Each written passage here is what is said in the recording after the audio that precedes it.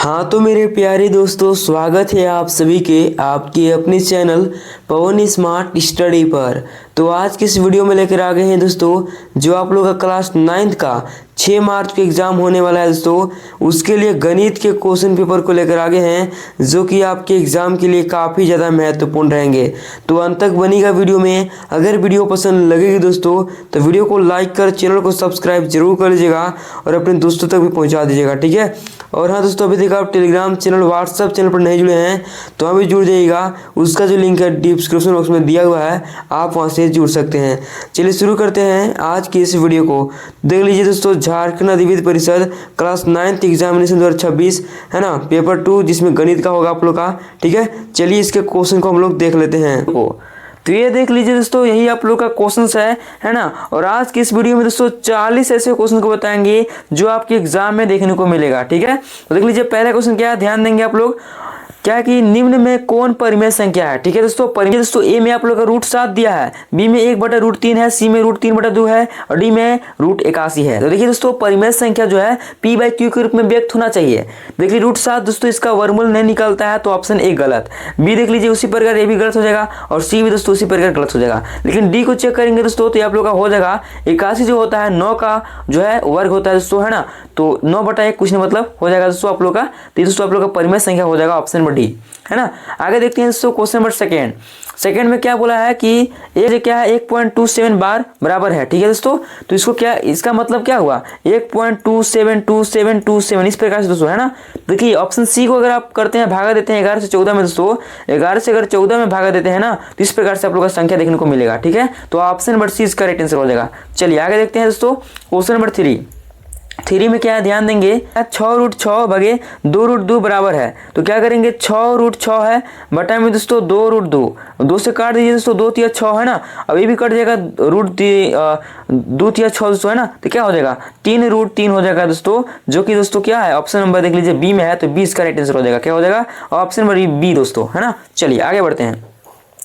तो आगे देख लीजिए क्वेश्चन नंबर 4, ठीक है। 4 नंबर में क्या है, ध्यान देंगे 81 के पावर है दोस्तों 3/4 का मान है। तो क्या करेंगे कि 81 को गुणनखंड करेंगे, है ना। 81 का गुणनखंड करेंगे दोस्तों, तो 3 से जाएगा 27 तिया 81, फिर 3 से जाएगा 100, है ना। 9 तिया 27, फिर जाएगा 3 से 3 3 9, तो 4 को 3 आ गया, 3 के पावर 4 गुने दोस्तों 3/4, 4 से 4 कट जाएगा, 3 के पावर 3 हो गया। तो क्या हो जाएगा 3 3 9 तिया 27, जो कि ऑप्शन नंबर ए में है, तो ए इसका राइट आंसर हो जाएगा इस प्रकार से, ठीक है। चलिए आगे बढ़ते हैं।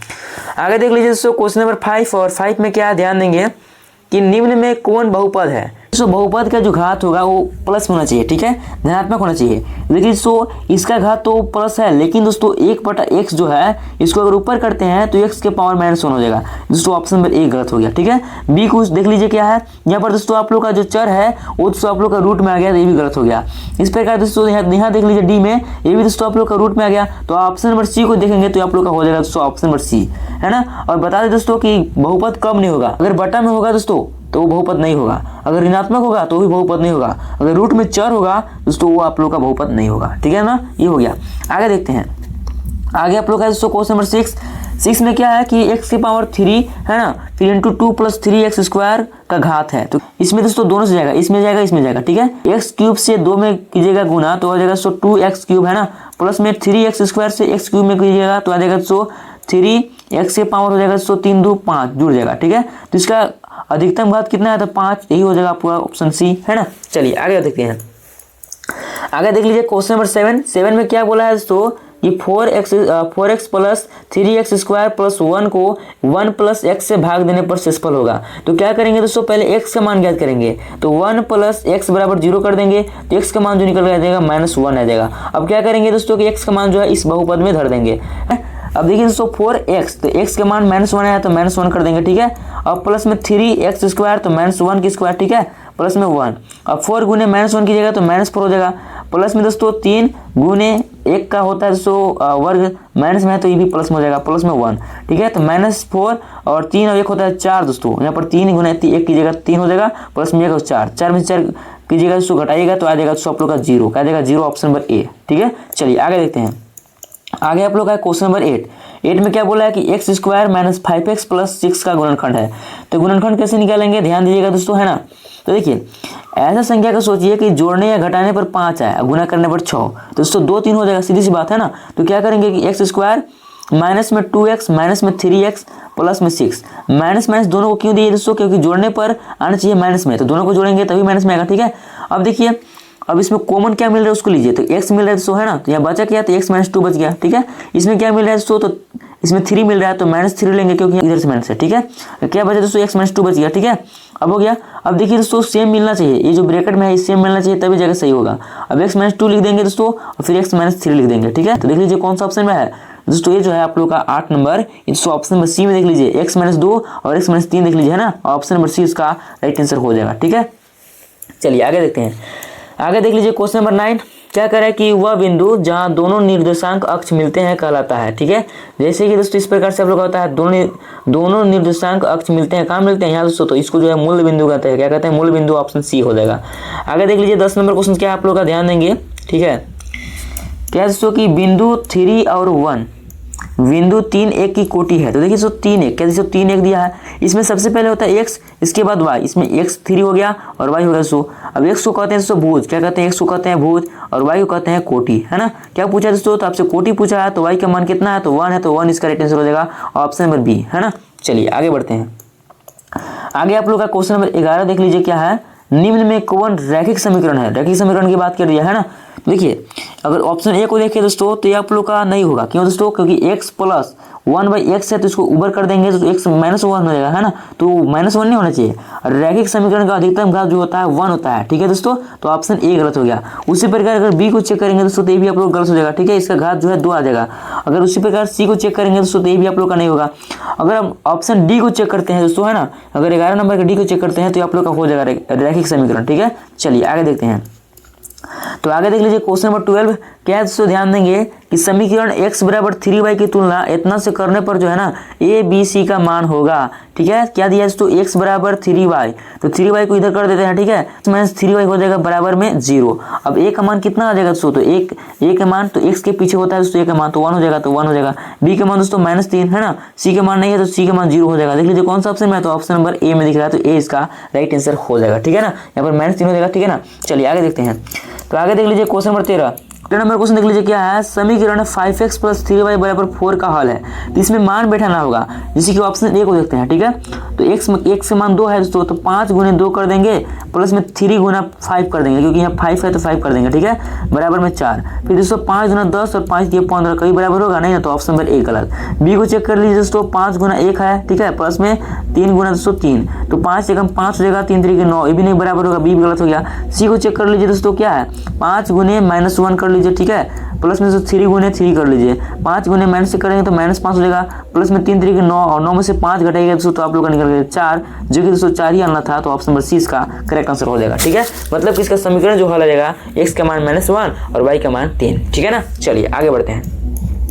तो आगे दोस्तों आप लोग का क्वेश्चन नंबर 14 क्या बोल रहा है कि y बराबर 3 का आलेख समांतर होता है, ठीक है दोस्तों। तो कहाँ होता है, तो इसका आंसर आप लोग कमेंट बॉक्स में बताएंगे। क्वेश्चन नंबर 14 का आंसर क्या होगा आप लोग कमेंट बॉक्स में बताएंगे। आगे देख लीजिए क्वेश्चन नंबर 15 है ना, क्या बोल रहा है दोस्तों कि एक बिंदु की विमाओं की संख्या है, तो विमाओं की संख्या बोलेगा दोस्तों तो 0 होता है, ऑप्शन नंबर ए हो जाएगा, ठीक है। आगे देखते हैं 16 नंबर क्वेश्चन क्या है, देख लीजिए 65 डिग्री का संपूरक कोण होगा, तो संपूरक कोण क्या इससे याद करेंगे, तो 180 में से जो है दोस्तों 65 को माइनस कर देंगे, निकल जाएगा दोस्तों 115, क्या जाएगा दोस्तों 115 निकल कर जाएगा, जो कि ऑप्शन नंबर बी में है, तो 20 का करेक्ट आंसर हो जाएगा, ठीक है ना। चलिए आगे देखते हैं। आगे दोस्तों क्वेश्चन नंबर 17 में क्या बोला है कि आकृति में PQ समांतर ए बी, तो x का मान होगा, x का मान पूछ दिया है ना, तो अगर आप इसको x का मान निकालते हैं तो आप लोग का 68 डिग्री आ जाएगा, ठीक है। इसको आप लोग देख लीजिएगा दोस्तों, है ना, इस क्वेश्चन को आप लोग देख लेंगे। आगे देखते हैं 18 नंबर क्वेश्चन देख लीजिए क्या आप लोग का है कि त्रिभुज PQR में कोण R बराबर कोण P तथा QR बराबर 8 सेंटीमीटर और PR बराबर 10 सेंटीमीटर है, तो PQ की लंबाई है, ठीक है दोस्तों ये आप लोग का त्रिभुज दिया है, ठीक है, जिसमें दोस्तों P हो गया, आपका Q हो गया, आप लोग का R हो गया, जिसमें P जो कोण R है दोस्तों या कोण P के बराबर है, ये जो है कोण है बराबर है दोस्तों, है ना। जब भी कोण बराबर है तो समूह भुजा बराबर हो जाएगा, ये दोस्तों ये जो है बराबर हो जाएगा इस प्रकार से, ठीक है। अब देखिए दोस्तों जब ये बराबर हो गया तो पी क्यू का मान निकल जाएगा दोस्तों। क्यू आर जो आप लोग का दिया है 8 सेंटीमीटर दिया है, तो पी क्यू का मान हो जाएगा 8 सेंटीमीटर, ऑप्शन नंबर सी हो जाएगा, है ना। आगे देख लेते हैं दोस्तों क्वेश्चन नंबर 19, और 19 देख लीजिए क्या आप लोग का है। क्वेश्चन देख लीजिए क्या है कि त्रिभुज एबीसी में कोण बी बराबर कोण सी, और कोण बी का मान दिया है 70 डिग्री, तब कोण ए का मान होगा। ठीक है दोस्तों, तो किस प्रकार से ज्ञात करेंगे, देखिए ये आप लोग का त्रिभुज दिया दोस्तों, क्या आप लोग का त्रिभुज है, ठीक है, जिसमें दोस्तों ए बी और सी है, जिसमें कोण बी का मान दिया है कोण सी के बराबर। ठीक है दोस्तों, सी के बराबर कौन है, बी सी की, ठीक है, जिसमें कोण बी का मान 70 डिग्री दिया है, तो दोस्तों ये भी आप लोग को 70 डिग्री हो जाएगा ना। अब त्रिभुज है दोस्तों, तो तीनों कोणों का जो 180 होता है, तो क्या करेंगे दोस्तों कि दोनों को जोड़ देंगे, तो कितना हो जाएगा 140। अब क्या करेंगे 180 में घटा देंगे, है ना, 180 में इसको घटा देंगे तो कितना जाएगा 40 जाएगा, तो ये आप लोग का 40 हो जाएगा दोस्तों, ऑप्शन नंबर ए। ठीक है, चलिए आगे बढ़ते हैं। आगे देख लीजिए क्वेश्चन नंबर 20, और 20 में क्या दिया है दोस्तों, ध्यान देंगे दोस्तों कि निम्न में कौन सा समूह त्रिभुज की 3 भुजाएं हो सकती है। देखिए दोस्तों, दो छोटे कोनों को जोड़िएगा दोस्तों, जो आपका बड़ा कोण है उससे बड़ा होना चाहिए, तब होगा दोस्तों। जैसे कि ऑप्शन ए को देखें तो 2 + 1 को जोड़ेंगे 3 हो जाएगा, बराबर है दोस्तों, तो ऑप्शन नंबर ए गलत। फिर देख लीजिए इसको जो देख लीजिए दोस्तों, 2 + 4 की जगह तो आप लोग का जाएगा 2 + 4 की जगह 6, तो ये भी बराबर हो गया, तो गलत हो गया। ये देख लीजिए 4 2 हो गया 6, तो कम हो गया दोस्तों, तो आप लोग गलत हो गया। फिर देख लीजिए 7 4 11 और 10 है ना, तो दोस्तों आप लोग का 1 हो जाएगा। बोले थे अगर दो छोटी भुजाओं को जोड़िएगा तो इससे जो है बड़ा आ जाएगा। ठीक है दोस्तों, तो ऑप्शन डी हो जाएगा।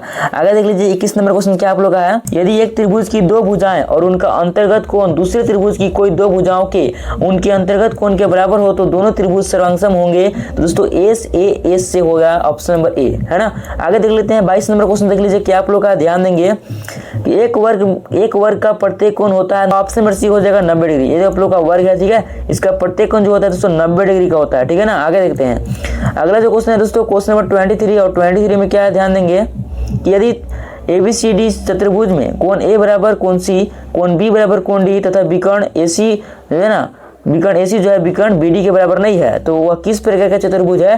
तो जब दोस्तों इस प्रकार से रहेगा कंडीशन, तो आप लोग का समांतर चतुर्भुज हो जाएगा। क्या हो जाएगा, समांतर चतुर्भुज, ऑप्शन नंबर सी इसका करेक्ट आंसर हो जाएगा। ठीक है ना, चलिए आगे बढ़ते हैं। तो आगे देख लीजिए क्वेश्चन नंबर 24 दोस्तों, और 24 में क्या है, ध्यान देंगे कि एडी जो है ना त्रिभुज एबीसी की माध्यिका है। ठीक है, ये दोस्तों आप लोग का त्रिभुज हो गया। ठीक है दोस्तों, ये आप लोग का हो गया एडी जो है दोस्तों, इसका त्रिभुज की माध्यिका एडी है ना, इस प्रकार से कर लेंगे। ये आप लोग का बी हो गया, ये आप लोग का सी हो गया।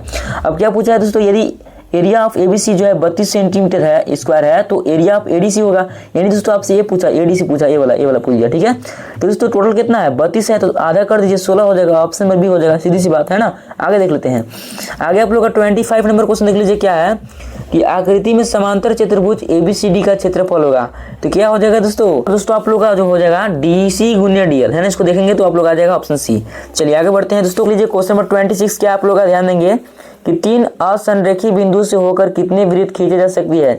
जैसे कि दोस्तों 1 2 3 है ना, तो कितने खींचा जा सकती है, एक ही दोस्तों, एक ही खींचा जा सकता है, तो ऑप्शन नंबर ए इसका राइट आंसर हो जाएगा। ठीक है, आगे देख लीजिए क्वेश्चन नंबर 27 में क्या है, ध्यान देंगे कि चित्र से एक्स का मान है, एक्स का मान कितना हो जाएगा दोस्तों इसका आंसर आप लोग कमेंट बॉक्स में बताएंगे क्या आंसर होने वाला है। ठीक है, आगे देखते हैं 28 नंबर क्वेश्चन क्या है दोस्तों, एक वृत्त की त्रिज्या 10 सेंटीमीटर है, इसके केंद्र से 8 सेंटीमीटर की दूरी पर स्थित जीवा की लंबाई क्या होगी। ठीक है दोस्तों, तो कैसे ज्ञात करेंगे, ध्यान दीजिएगा। देखिए दोस्तों आप लोग का ये वृत्त है, कैसे आप लोग का वृत्त है ना, ध्यान से देखेंगे। एक वृत्त की त्रिज्या जो है 10 सेंटीमीटर है, वृत्त की त्रिज्या कितना है 10 सेंटीमीटर है। ठीक है, इसको 10 खींच लेते हैं। ठीक है, अब क्या बोला है कि इसके केंद्र से 8 सेंटीमीटर की दूरी पर स्थित जीवा की लंबाई क्या होगी, लंबाई पूछा है दोस्तों है ना, यानी कि ये वाला पूछ दिया आपसे। तो यहाँ पर दोस्तों इसके केंद्र से 8 सेंटीमीटर की दूरी पर, यहाँ पर दोस्तों 8 हो जाएगा। ठीक है, और ये दोस्तों आपकी लंबाई क्या होगी, यानी कि ये पूछ दिया। ठीक है, तो क्या करेंगे दोस्तों कि इसका पहले मान ज्ञात कर लेते हैं। ठीक है, तो हमारा मान ज्ञात हो जाएगा। तो अगर इसका मान ज्ञात करेंगे तो यहाँ पर दोस्तों पाइथागोरस फॉर्मूला लगेगा है ना, पाइथागोरस फॉर्मूला यहाँ पर यूज होगा। तो यहाँ पर होता है कर्ण स्क्वायर बराबर होता है लंब स्क्वायर प्लस आधार स्क्वायर। तो कर्ण आपका है 10, तो 10 किसे कर लेंगे है ना, बराबर में दोस्तों लंब स्क्वायर प्लस आधार स्क्वायर। तो लंब कितना है तो 8, तो 8 किधर हो जाएगा प्लस में दोस्तों आधार की स्क्वायर। ठीक है ना, अब देखिए लंब ये हो जाएगा आपका 100, अब ये हो जाएगा 100 आप लोग 8 के स्क्वायर 64, इधर लेगा तो हो जाएगा आपका माइनस में 64। ठीक है, बराबर में दोस्तों आधार की स्क्वायर। अब घटाएगा दोस्तों तो आएगा 36 है ना, अब इधर हो जाएगा दोस्तों आधार की स्क्वायर। ठीक है, अब देखिए दोस्तों आधार की स्क्वायर रूट उधर जाकर हो जाएगा तो रूट 36 हो जाएगा है ना, तो हो जाएगा दोस्तों आप लोग का 6, यानी ये जो आप लोग का निकल गया दोस्तों 6 निकल गया, ठीक है ना। अब देखिए दोस्तों पूछा क्या आपसे है कि दूरी पर स्थित जीवा की लंबाई क्या होगी, लंबाई पूछ दिया। देखिए दोस्तों ये जो त्रिज्या होता है जीवा क्या होता है दोस्तों पूरा पूछा है, तो दोस्तों 6 गुना 12 हो जाएगा, तो ऑप्शन नंबर डी जो है ना करेक्ट आंसर हो जाएगा, ठीक है। चलिए आगे देखते हैं। आगे जो क्वेश्चन है 29 नंबर, क्या कि पटरी और प्रकार की सहायता से निम्न में से किस कोण की रचना संभव है।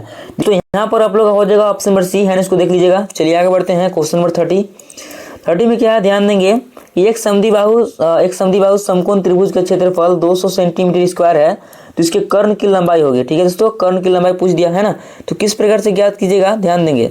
जैसे कि दोस्तों आप लोग का समद्विबाहु त्रिभुज आप लोग का हो गया, ठीक है, इस प्रकार से है ना, ठीक है, जिसमें दोस्तों ए जो बराबर होता है इसके बराबर होता है, ठीक है। अब देख लीजिए दोस्तों, इसमें इसको मान लेते हैं एक्स, इसको भी मान लेते हैं एक्स। इसका जो क्षेत्रफल दिया है 200 सेंटीमीटर स्क्वायर दिया है, ठीक है। आप लोग का समकोण त्रिभुज है, ठीक है।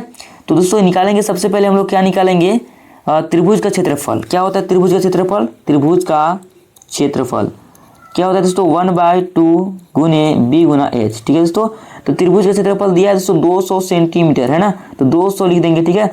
1/2 बी आप लोग का कितना है दोस्तों, तो बी आपका x है और h भी आप लोग का x है, माने है, ठीक है। देखिए दोस्तों 2 आप लोग का भागा में हो जाएगा, गुना में हो जाएगा, यानी 200 दूना 2 हो जाएगा दोस्तों, तो 400 हो जाएगा बराबर में x स्क्वायर। स्क्वायर इधर आने के रूट हो जाएगा, तो 400 का वर्गमूल निकालना होगा दोस्तों, तो कितना होता है 20 होता है दोस्तों, है ना। x का मान 20 निकल गया, तो x का मान 20 निकाल दिया दोस्तों। अभी आप लोग का आंसर नहीं आया, x का मान 20 निकला अभी है, ठीक है। आपसे पूछा क्या है दोस्तों, ये पूछा है दोस्तों आपसे कि इसके कर्ण की लंबाई होगी, इसके ये पूछ दिया दोस्तों, है ना। तो जब ये निकल गया तो कर्ण तो आराम से निकल जाएगा, क्यों दोस्तों कर्ण बराबर आप लोगों को पता होगा, है ना। कर्ण बराबर क्या होता है, कर्ण बराबर होता है दोस्तों इसका नहीं, कर्ण बराबर होता है अंडर रूट, है ना, लंब स्क्वायर प्लस आधार स्क्वायर, ठीक है दोस्तों। तो क्या करेंगे कि 20 का स्क्वायर कर देंगे, है ना, और 20 का स्क्वायर कर देंगे। अगर स्क्वायर निकालते हैं तो आप लोग आ जाएगा 400, इसका निकालते हैं तो 400 आ जाएगा, तो 400 हो जाएगा दोस्तों 800, कितना हो जाएगा 800 हो जाएगा, ठीक है ना, हो जाएगा ना 800 दोस्तों, यहाँ पर हो जाएगा 800। अब देखिए दोस्तों इसको गुना कर, इसको लिख सकते हैं 400 गुने 2 लिख सकते हैं। 400 होता है 20 का, तो 20√2 हो जाएगा दोस्तों, है ना, जो कि ऑप्शन नंबर बी में है, तो 20 का राइट आंसर हो जाएगा, क्या हो जाएगा बी हो जाएगा। अगला जो क्वेश्चन है देख लीजिए, क्या है दोस्तों कि एक घनाभ में कितने किनारे होते हैं, तो याद रखेंगे 12। अगर फलक की बात करें दोस्तों, है ना, ये लिख दे रहे हैं, किनारा जो होता है दोस्तों, किनारा जो होता है 12 होता है। फलक की बात करें दोस्तों तो आप लोग का 6 होता है। अगर शीर्ष की बात करें दोस्तों तो शीर्ष जो होता है 8 होता है। ये तीनों बातों को याद रखेंगे, ठीक है। आगे बढ़ते हैं। अगला जो क्वेश्चन है क्वेश्चन नंबर 33, क्या है कि लंबवृत्तीय शंकु का संपूर्ण पृष्ठीय क्षेत्रफल होता है, तो pi r into L plus R, option C. आगे देख लीजिए 34 नंबर क्वेश्चन क्या आप लोग का ध्यान देंगे, किसी लंबवृत्तीय बेलन के आधार का क्षेत्रफल यदि पाई a स्क्वायर सेंटीमीटर स्क्वायर हो और ऊंचाई b सेंटीमीटर हो तो उसके वक्र पृष्ठीय क्षेत्रफल होगा। तो दोस्तों यहाँ हो जाएगा 2 pi AB centimetre square, option B. इसको निकालेंगे तो आ जाएगा, ठीक है। चलिए आगे देखते हैं 35 नंबर क्वेश्चन को, क्या कर रहा है क्वेश्चन, ध्यान देंगे दोस्तों, है ना, कि एक अर्धगोला गुब्बारे में हवा भरने पर उसकी त्रिज्या 6 सेंटीमीटर से 12 सेंटीमीटर हो जाती है, तो दोनों स्थितियों में गुब्बारे के पृष्ठीय क्षेत्रफलों का अनुपात, है ना, तो 1:4 निकल जाएगा दोस्तों, अगर इसको सोल्यूशन करते हैं ना। चलिए तो आगे देख लेते हैं दोस्तों क्वेश्चन नंबर 36, और 36 में क्या ध्यान देंगे कि आंकड़ों में अधिकतम मान और न्यूनतम मान के अंतर को कहते हैं परिसर कहते हैं, ठीक है। आगे देख लेते हैं दोस्तों क्वेश्चन नंबर 37, और 37 में क्या है कि वर्ग अंतराल इतना का वर्ग चिन्ह होगा, तो क्या करेंगे दोस्तों दोनों संख्या को जोड़ देंगे, 119 प्लस 109 बटा में 2, तो क्या हो जाएगा दोस्तों, ठीक है दोस्तों। अगर इसको जोड़ते हैं तो आप लोग का जो आ जाएगा दोस्तों 228 आ जाएगा, ठीक है। और दूसरे भागा दीजिएगा दोस्तों तो आ जाएगा आप लोग का 114, है ना, जो कि ऑप्शन में सी में है, तो सी इसका राइट आंसर हो जाएगा, ठीक है ना। चलिए आगे बढ़ते हैं दोस्तों, नेक्स्ट क्वेश्चन की तरफ चलते हैं। और अगला जो क्वेश्चन है क्वेश्चन नंबर 38, क्या पूछा है कि इसका जो है माध्यिका है, तो माध्यिका ज्ञात करने के लिए सबसे पहले इसे अवरोही या आरोही क्रम में सजाना होगा। तो यहाँ पर दोस्तों हम आरोही क्रम में सजा लेते हैं, तो देख लीजिए क्या पहले आ जाएगा, तो पहले 2 आ जाएगा, कितना 2 है, तो 2 है दोस्तों 2 को, ठीक है। फिर आप लोग आ जाएगा 3 दोस्तों, इसके बाद आ जाएगा 5, इसके बाद आ जाएगा आप लोग का 6, इसके बाद 7 है, ठीक है, इसके बाद 9 है, इसके बाद 10 है, इसके बाद 11 है, ठीक है। अब देख लीजिए कितना संख्या है, 9 संख्या है दोस्तों, है ना 9, तो 4 का पेयर लेंगे, 4 से इधर और 4 से इधर, तो बीच में क्या है 6, तो यही दोस्तों आप लोग का आंसर हो जाएगा, इस प्रकार से सी हो जाएगा। देखिए दोस्तों सबसे पहले आप लोगों को सजाना होगा आरोही क्रम या अवरोही क्रम में, तभी जाके सही होगा, डायरेक्ट आप लोग नहीं कीजिएगा, ठीक है ना। चलिए आगे देखते हैं। अगला जो क्वेश्चन है क्वेश्चन नंबर 39, क्वेश्चन नंबर 39 देख लीजिए क्या है, एक सिक्के को 100 बार उछालने पर चित्त जो है 55 बार प्राप्त होता है, तो पट की परिक्ता होगी। तो देखिए तो 55 बार जो है चित्त प्राप्त होता है, तो दोस्तों 100 में से 55 घटा दीजिए, कितना हो जाएगा 45 हो जाएगा। तो पॉट की प्रायिकता पूछा है तो 45/100 हो जाएगा। टोटल कितना 100, तो 45/100 ऑप्शन में देख लीजिए नहीं है दोस्तों, तो क्या करेंगे उसको काटेंगे है ना, 5 9 45 और दोस्तों 20/100 तो 9/20 हो जाएगा ऑप्शन नंबर बी है ना। चलिए आगे बढ़ते हैं, नेक्स्ट क्वेश्चन की तरफ चलते हैं दोस्तों। एक क्रिकेट मैच में जो है ना एक महिला बल्लेबाज खेली गई 30 गेंदों में 10 बार चौका मारती है तो चौका मारने की प्रायिकता होगी। तो 10 बार मारती है तो 10 है ना, 30 गेंदों तो 10/3 30 हो जाएगा, 10 या 30 दोस्तों 1/3 ऑप्शन नंबर ए है ना। इस प्रकार से हो गया। आज की इस वीडियो में दोस्तों हम लोग 40 मोस्ट इंपॉर्टेंट क्वेश्चन को देख लिए है ना, इस प्रकार से। तो उम्मीद करते हैं आपको ये वीडियो पसंद लगी होगी। तो वीडियो पसंद लगी होगी दोस्तों तो वीडियो को लाइक कर, चैनल को सब्सक्राइब जरूर कर लीजिएगा और अपने दोस्तों तक शेयर कर देंगे, ठीक है। चलिए मिलते हैं इस नेक्स्ट वीडियो के साथ, तब तक के लिए जय हिंद जय भारत।